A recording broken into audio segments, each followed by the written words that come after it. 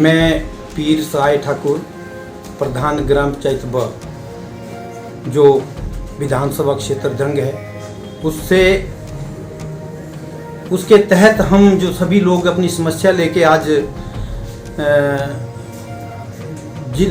DC मंडी के महोदय में हम यहाँ आए हुए हैं।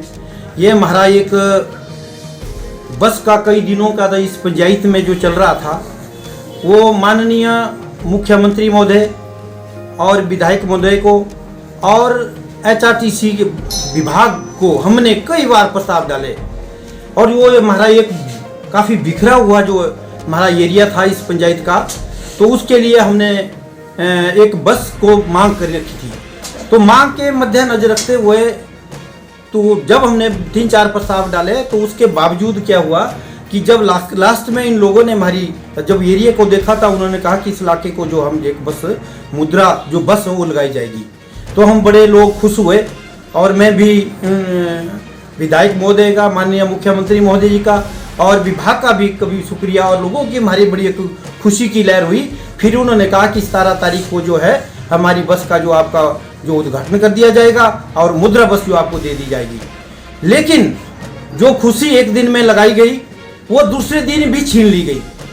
दुख इस चीज़ का है कि जब कोई चीज़ आज हमें दे दी गई और खुशी खुशी उस सभी लोगों ने, जहाँ के हमारे बच्चों के लिए मेन प्रॉब्लम उस बस के जो हमारे नीचे जो शेड्यूल कास्ट का एक बहुत बड़ा गांव है, जो 150-200 के आबादी है, उसकी साथ में एक काफ़ी फोर फैमिली है वहाँ बलुई में भी, तो वो 3-4 गांव जो काफ़ी जुड़े हुए हैं, और उसमें उन बच्चों को 2, 2.5 और 3 किलोमीटर ऊपर पैदल चलना पड़ता है। और मैं भी उसी इलाके का हूँ, मैं भी उस चढ़ाई को चढ़ते चढ़ते थक गया। जब बरसात के महीने में जब हम जाते थे, तो ये जो पिजामा वो भी भीग जाता था। हम चाहेंगे कि जब हमने वो विस्मय कार्य का, हमारे बच्चों को भी वही समस्या चलती रहेगी क्या? फिर हमने पहले रोड नहीं थे, रोड के लिए हमने मेहनत की, सभी लोगों ने मिलकर हमने उस रोड को हमने जोड़ा। अब उसके बाद पक्के होने की आई, वो पक्के होने के लिए भी उसमें बड़ी समस्या आई। फिर भी अभी वो सितंबर महीने तक ना जाने कब तक टेंडर लगेगा। एक ठेकेदार उसने भी हमारे लिए काफ़ी मुसीबत खड़ी की, पर अब आश्वासन है कि वो सितंबर महीने पक्का हो जाएगा। लेकिन बस लगना हमारे लिए बहुत ज़रूरी था। और क्या हुआ, जब वो बच्चे को ऊपर से जाते थे, तो वो 2.5-3 किलोमीटर 2-2 घंटे पैदल चलते थे। और जब वो वहाँ पहुँचते थे, उन्होंने क्या पढ़ना स्कूल में? वो थकने के बाद क्या पढ़ेंगे वो?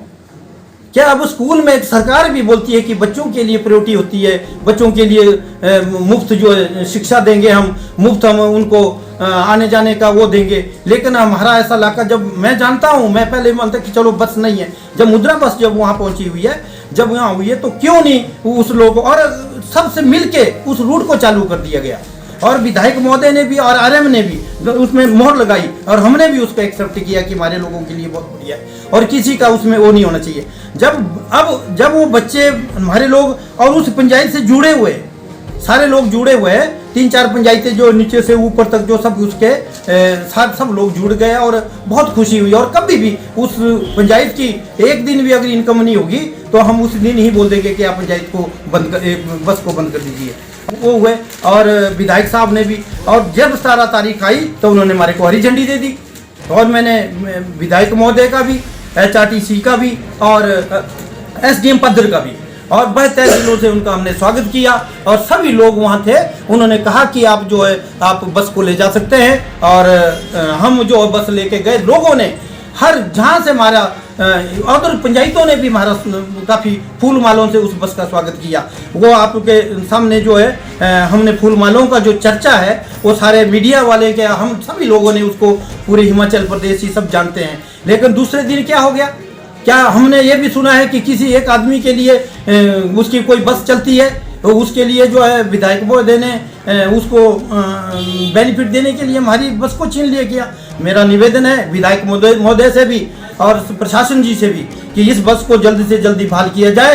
ये सभी लोग 3 पंचायतों के लोग हैं मेरे, अभी यहाँ 100-150 बंदे हमारे नीचे हैं, यहाँ 20 बंदे अलाउड हैं, यहाँ DC ऑफिस में हम बैठे हैं। और DC महोदय को भी हम ये ज्ञापन देना चाहते हैं कि अगर बाई चांस अगर कोई उन्हीं की, अब हम बस को पीछे नहीं हट सकते हैं, बस का रूट वही रहेगा।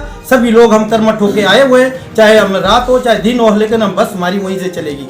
तो मैं सभी लोगों से, बुद्धिजीवी लोगों से निवेदन, उपायुक्त महोदय जी बहुत अच्छे अफसर है, इन्होंने हमारी समस्या पहले भी सुनी है, हमें पूरा विश्वास है कि ये आज भी सुनेंगे।